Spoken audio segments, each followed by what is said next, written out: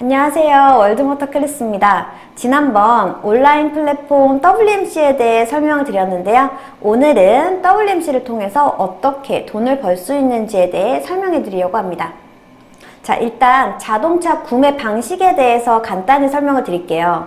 자동차 구매 방식은 총 4가지가 있습니다. 흔히 우리가 알고 있는 일시불 구매, 현금이라고 얘기하죠.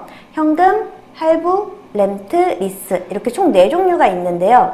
10년 전만 해도 현금과 할부 구매율이 한 80% 정도를 차지했지만 2020년 통계 자료에 의하면 현금과 할부 구매율이 50%, 그 외에 렌트와 리스를 통한 구매율이 50%까지 올라왔습니다. 2020년 말 렌트카로 등록된 차량 대수 기준으로 본다면 개인 렌터카 수요가 굉장히 증가했는데요. 코로나19로 인해 단기 렌터카 수요는 감소했지만 개인 렌터카 수요가 많은 상승세를 보였죠. 코로나19로 인한 대중교통 이용을 꺼려하면서 출퇴근하는 사람들의 차량 중과율이 굉장히 늘어났습니다. 자, 여기서 차를 구매하려면 일단 목돈이 들어가기 때문에 사람들이 장기 렌터카로 눈을 돌리는 분들이 굉장히 많이 있다는 뜻으로 표현할 수 있죠. 2016년만 해도 렌터카 시장이 4조 2147억 원의 규모였는데 5년이 지난 현재는 그보다 훨씬 더 많이 증가했겠죠. 이렇게 사람들이 왜 렌트와 리스로 눈을 돌리고 있는 이유에 대해서 한번 알아볼까요? 여러분은 자동차가 자산이라고 생각하세요? 소모품이라고 생각하세요? 자동차가 자산이라고 생각하시는 분들은 아마 차를 산다면 최소 10년 이상 타는 사람들이 그런 생각을 갖고 있는 것 같아요. 차를 사서 10년 후에 차를 판다고 하면 내가 낸 금액과 비교했을 때 얼마큼의 이득을 볼 수 있을까요? 자동차는 부동산처럼 목돈을 들여서 산다 해도 시간이 갈수록 금액은 점점 떨어집니다. 그렇다면 자동차가 과연 자산이 될까요? 아닙니다. 자동차는요, 소모품입니다. 그러기에 시간이 지날수록 금액이 점점 떨어지기 마련이죠. 여기서 단순 계산을 한번 해볼게요.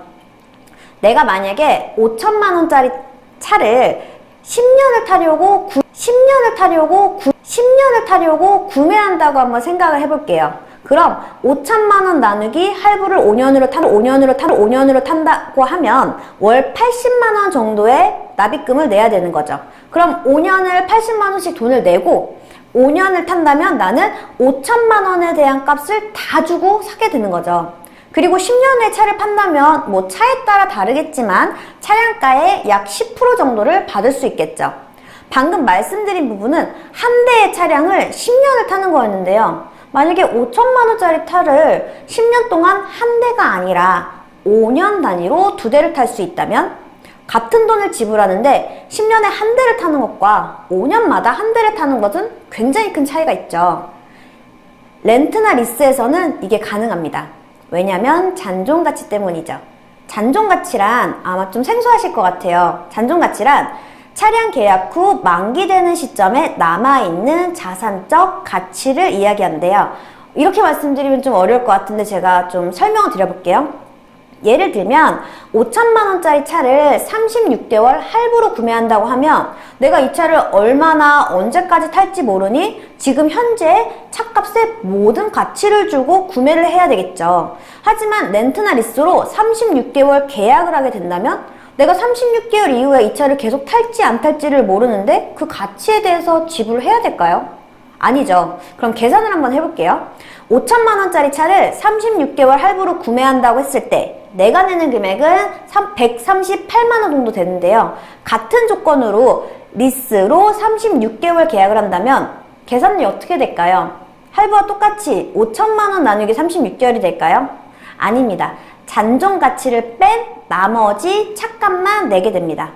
36개월 계약 시 뭐 차마다 다르겠지만 잔존 가치는 최소 40에서 60% 정도가 됩니다. 그럼 여기서 제가 이거의 절반인 잔존 가치 50%인다는 가정하에 좀 말씀을 드려볼게요. 그럼 5천만 원에서 잔존 가치 50%를 뺀 나머지 금액을 고객이 낸다고 생각하시면 되는데요. 5천만 원에 50%인 2,500만 원 나누기 36개월 하면 월 69만 원 정도가 돼요. 여기서 제가 이자랑 보험료랑 자동차세는 계산을 안 했어요. 이자는 개인 신용도에 따라서 금융사마다 다르기 때문에 정말 원초적인 차값의 계산을 통해서 설명드린다는 점 이해 부탁드리고요.